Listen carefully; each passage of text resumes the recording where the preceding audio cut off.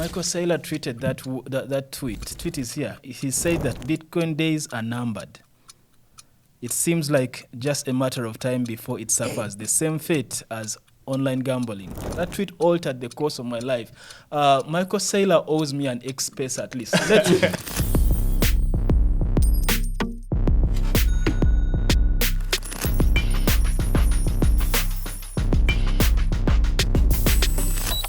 Welcome back, everyone. This is episode 2 of this amazing podcast, Damn 1 Million Afro and the Vision podcast. I'm super excited, and this is a place where we get to understand where we come from as an industry, as individuals, as a continent, the beautiful Africa. We get to understand and communicate and join in the conversation with our audience of where we come from. We share our achievements, we share our lessons, and of course, give a glimpse into the future.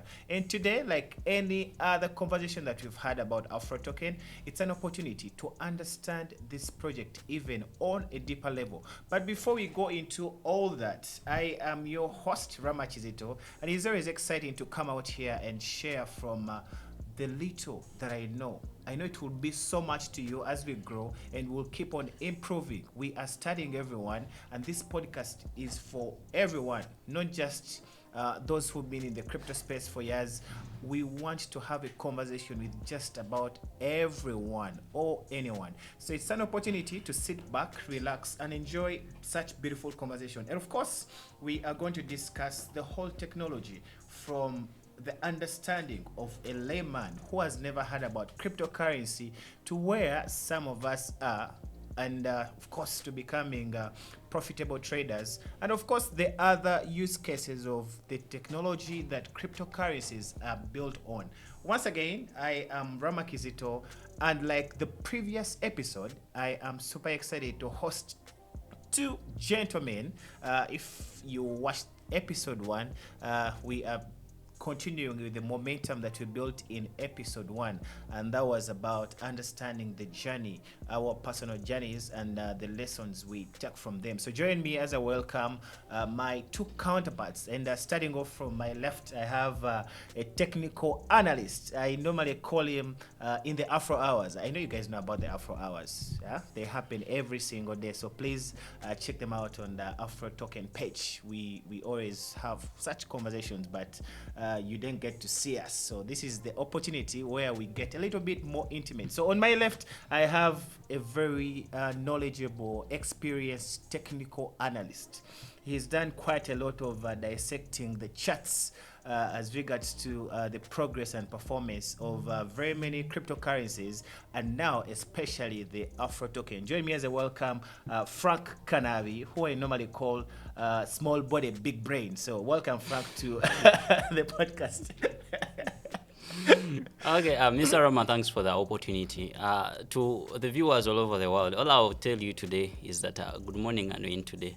It's going to be a new podcast for us and still a new day, and all we are going to be doing today, I hope that it just sits into your mind, and then you let your mind digest whatever good that is going to be in there, and then we see the way to positivity the more. So back to you, Mr. Ram. All right, thank you very much, Frank. And for those of you that don't know Frank, he's always the voice behind all our technical analysis. We've had quite a journey from Micro Plus Labs, and he's been coming to teach about different market structures, different market indicators. So he's the brain behind all the new words, the new voca that sometimes people find very, very funny. You talk about Ichimokos, you talk about Mahehe and Mayampapa. So it's quite a lot, and it is super, super exciting. And of course, my other guest is one, I think it doesn't need an introduction. If you guys, I know everyone here owns a smartphone. I know you are watching this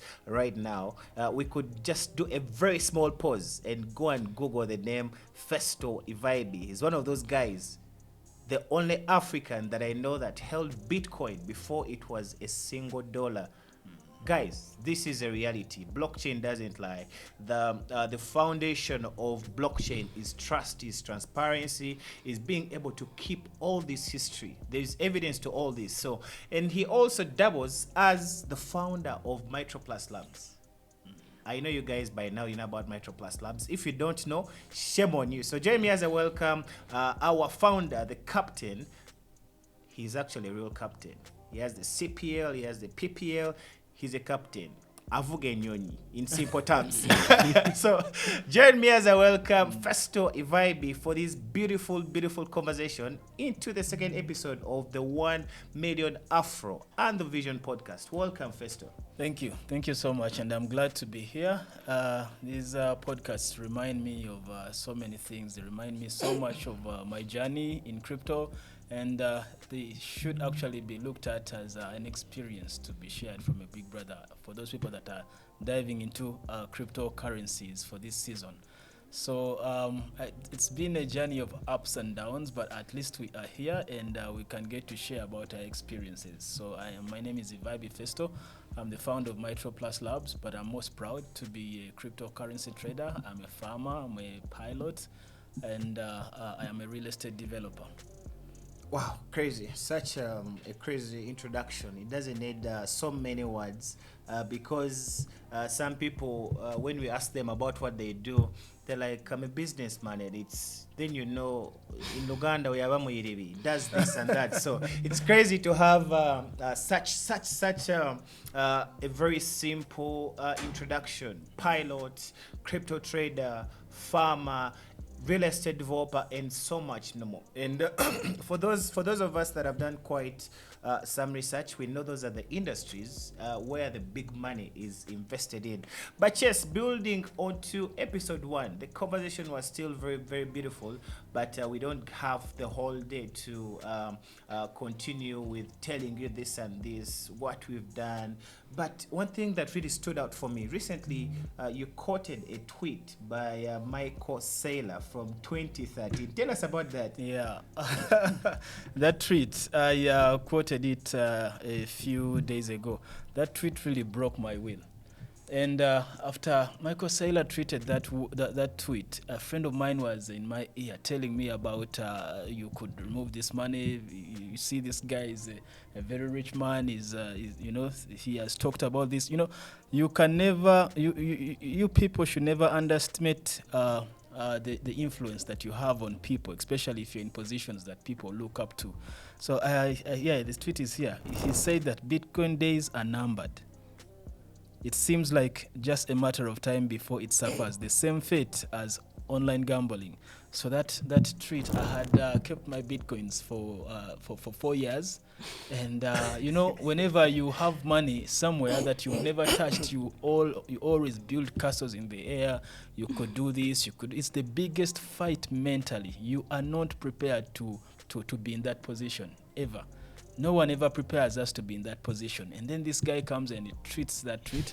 And then a friend of mine keeps telling me how much we could do with what there is. And this thing is numbered. And this guy has said, it really broke my spirit. It broke my will. But I think it was something that I had to learn from.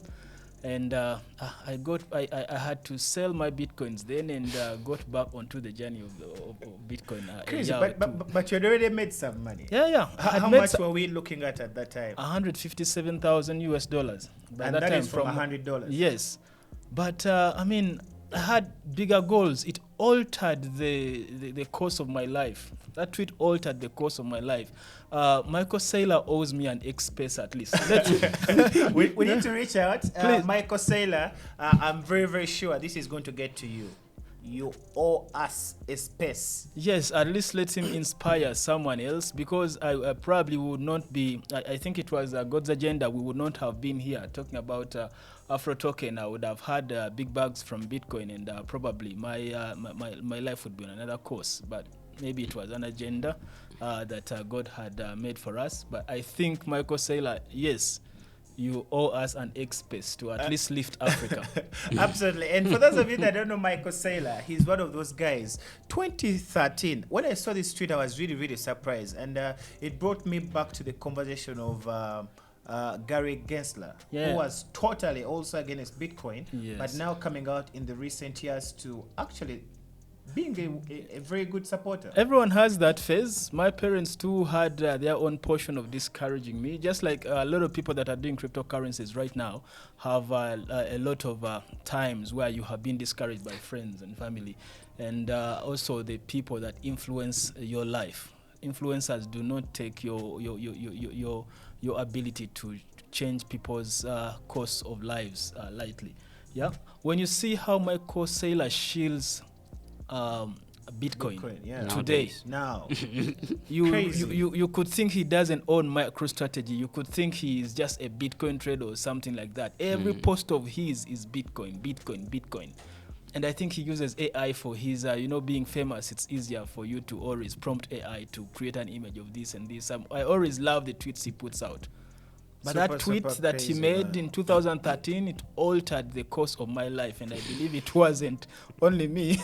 There were so many people, because I know you as someone with strong hands, but if you are able to sell out at that time, I can only imagine what would be happening to the rest of us. But maybe turning to Frank a little bit. I had to sell out. Before you turn to Frank, I had to sell out. And avenues of selling out in my part of the world were also very scarce. Crazy. So I looked for several ways to sell out. Until I got away. And then I had, every time I would go to bed knowing that tweet was out, I would think Before of you sell out. it was torturing. No one ever prepares you for such stuff in life. crazy.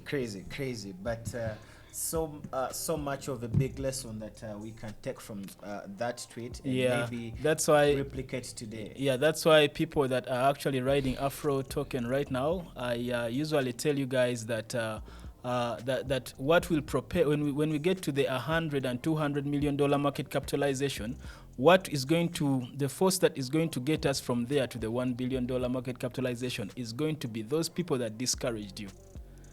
They will be coming to join, and they will have a lot of testimonies and a lot of words to say of what happened then and what was going through their mind. Because when you look at how Michael Saylor right now is shilling Bitcoin, it's out of this world. Crazy. Every single day, Every single hour, tweet. every tweet of his. Yeah. It's about Bitcoin. That guy could talk about something that is completely technology averse, something that doesn't have anything to do with technology, but he blends it into Bitcoin. Everything. And I don't blame him, because Bitcoin is going to turn into a world currency quite soon. But maybe if I turn to Frank on my left here, what lesson are we drawing from that? Someone who's been able to hold for close to 4 years, but then also someone as powerful as Michael Saylor, then as a con side of Bitcoin having an impact on our holding, on our strong hands. What lesson do we draw from such? Okay, from a technical perspective, that's what I call a liquidity grab. So you grab the first liquidity. That's what is a liquidity grab. So that you should know that powerful people sometimes they can tweet in order to get what is yours. So they will tweet something negative, then you think it's the right thing, you sell out. But in actual sense, you're selling to them because they tweet that. I really think he wasn't even buying by that time. He was very, very much negative. He was so against negative. Bitcoin, man. I don't think, right now once BlackRock tweets something or something, you could say, yes, they have an interest. Like now JP Morgan Chase tweeting about something about Bitcoin, yet we know his bank right now is looking so much about Bitcoin and the ETFs And they're and everything. participants in the ETFs. Then there you could say is manipulative. But by that time, Michael Saylor and Bitcoin, they were completely on a parallel side. Yeah. So I would say it was liquidity grab, but I don't think he was up to Bitcoin by that time. I But think he was really, really totally against Bitcoin. he did his good research, I think. Okay. Let me tell you one thing. The Japanese actually they normally say that in every war or in every chaos, that's where the biggest opportunity lies. Understand, I might create a chaos and I'll have to make sure that my chaos looks a chaos. But when I know that right in that chaos, it's where I'm supposed to build my thing. So trust me, the guy was trying to create the situation, but he knew what he was doing. Because he has so much history in asset management. So I'm very sure even when he was still doing that tweet, when he tweeted that, he understood what Bitcoin is, but maybe he wasn't yet at a position to be able to purchase. So Yeah, that's why I usually tell people, follow where the big money goes. Fact. When this guy started coming back into Bitcoin and several other things, it also realigned me back, actually. Because these people have, like you mentioned, he has a very big asset management company, and you do not have enough resources or more resources than him to hire statisticians and actuaries and codists and several other resources that he can hire so that he can make a land decision to come into an infrastructure. Yeah. So for those that are still doubting Bitcoin, you could learn from companies like BlackRock, companies like Tesla, Elon Musk, like Donald Trump. You do not have as much resources as these people for statisticians and actuaries to make a land decisions. They have made a land decisions. SEC has made land decisions for them to be where they are right now. And just imagine, I think the people within the crypto industry are still just approximately 3%. Yeah. And just imagine when we make 15% of the whole population of the entire world. Whoever has had a hand in Bitcoin or invested is the slightest, they are really going to be doing by far better than anyone that hasn't paid attention to this industry. And it's not surprising that Michael Saylor predicts Bitcoin, a single Bitcoin, to be more than 3 million 10 years to come. Yeah, actually, to me, 10 years is a long way to go. When I look at the current financial infrastructure, it's being demolished. There is a good rebuild coming on. BRICS is creating its own payment system, and several other things are coming up in the background. The dollar is weakening by the day.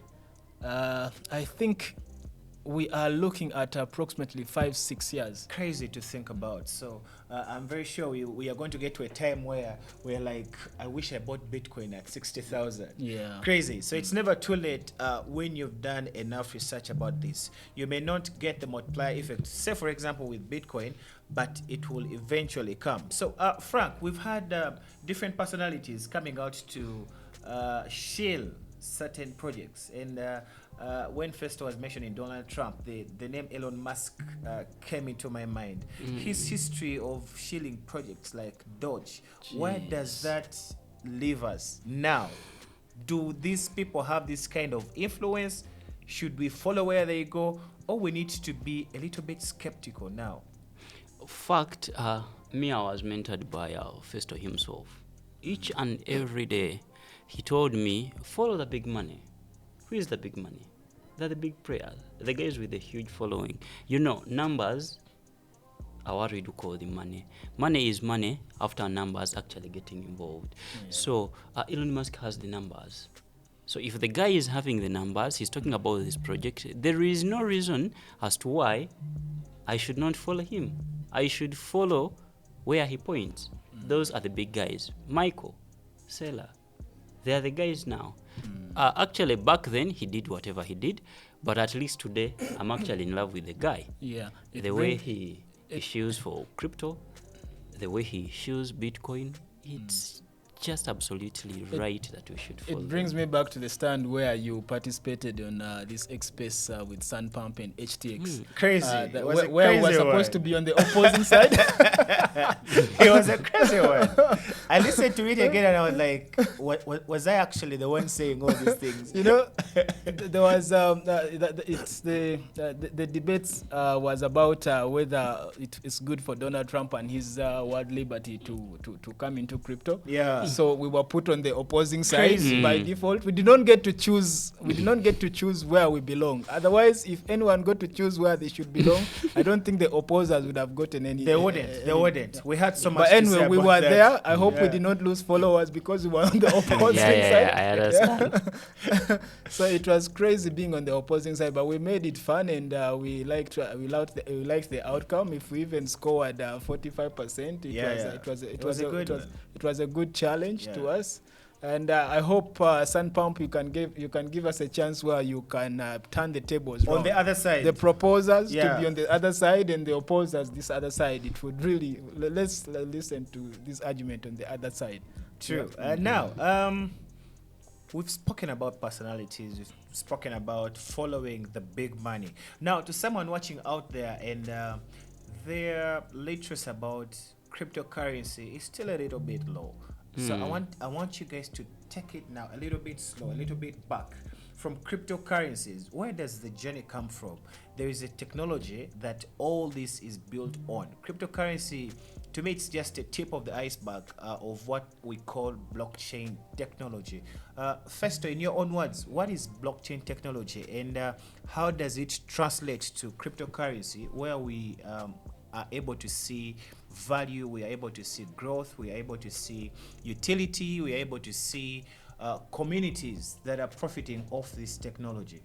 I think in simpler terms, I would say blockchain technology has seen a type of accounting that has evolved from way back to where we are, that brings in the aspects of transparency.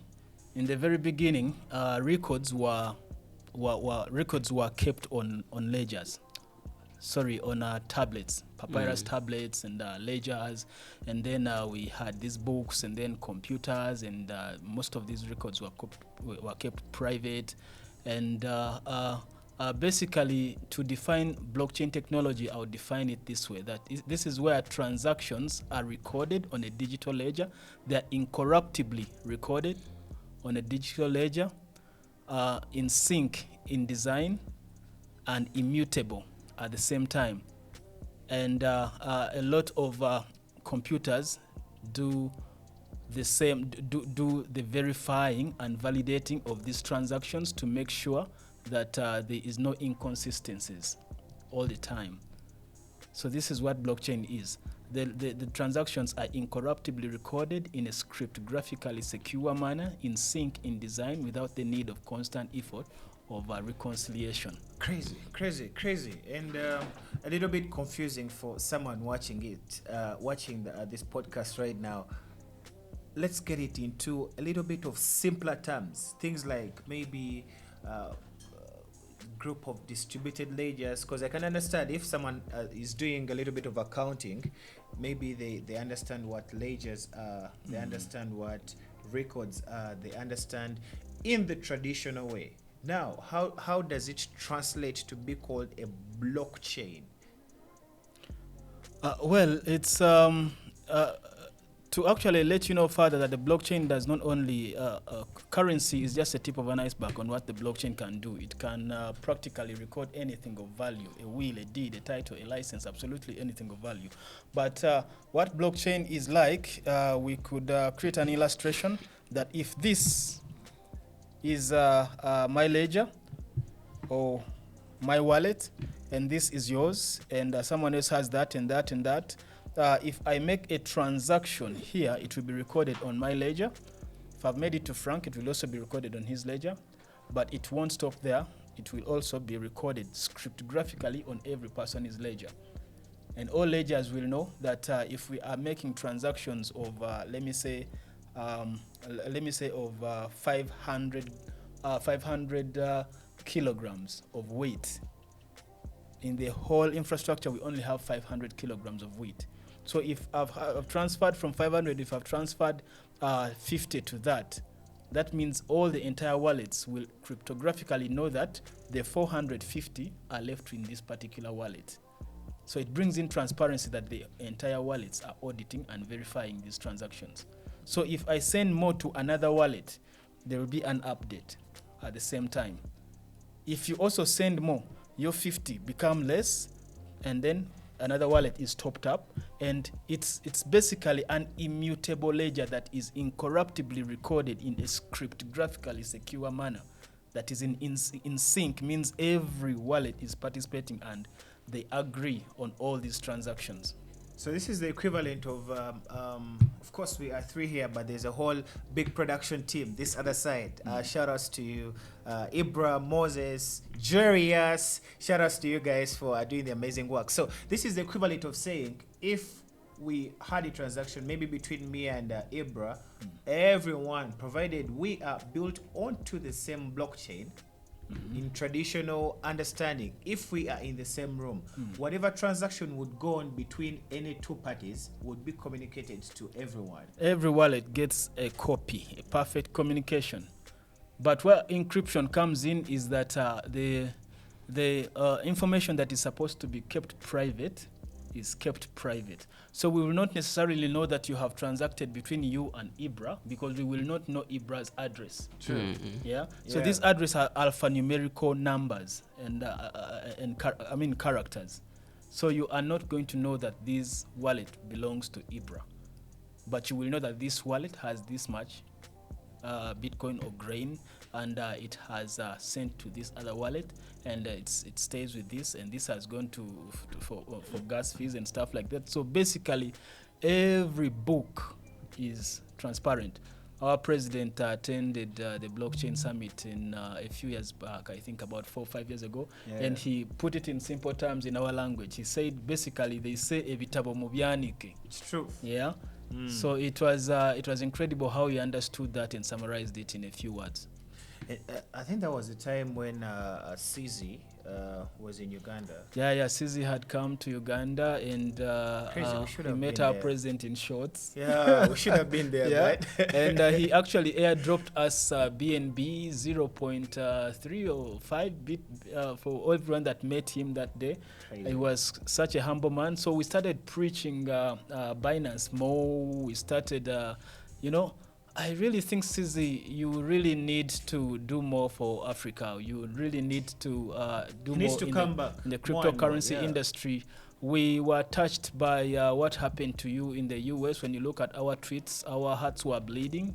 Please look at the industry and rebootstrap yourself. Find yourself in some position where you can be able to push again.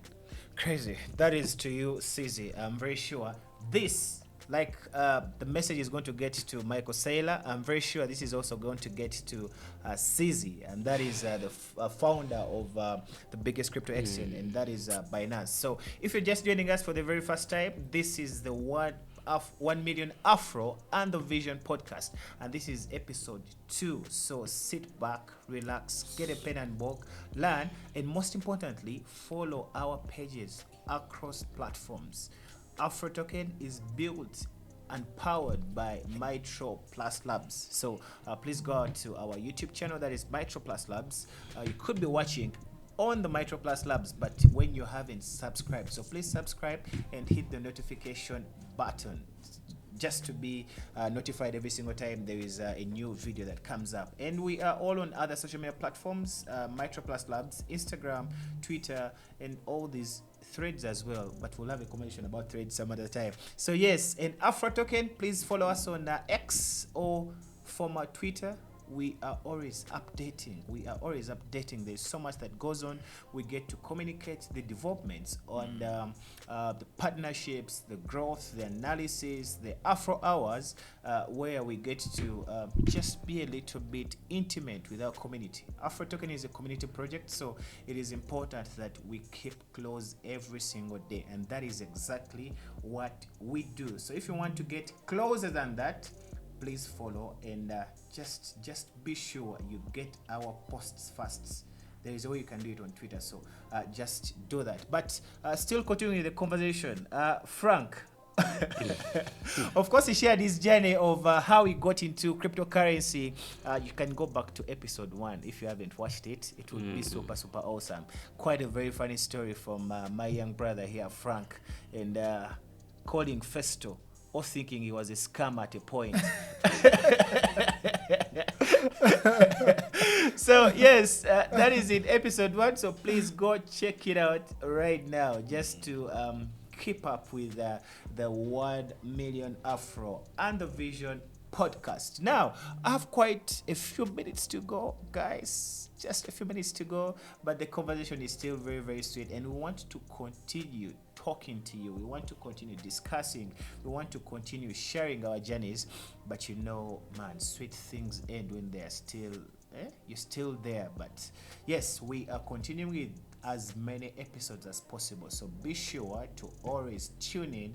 And if you want to be number 1 to get this, you know what to do. On our YouTube, subscribe and be notified. Just hit that bell on your screen right now. Hit that bell right away. I know you can do this. Hit it right away so that we can enjoy more and more of this. And of course, give us feedback. The comment section is open, so we really love the feedback. Put your questions, share your insights, share personal journeys, or give us a topic that you think we need to talk about. I've been your host, Roma Kizito, and join me as I thank my brother here, Frank Kanavi, and of course, the visionary founder behind Mitroplus Labs, and of course, AfroToken, Festo Ivaibi. Until next time, this is the 1 Million Afro and the Vision podcast. It's been awesome having you.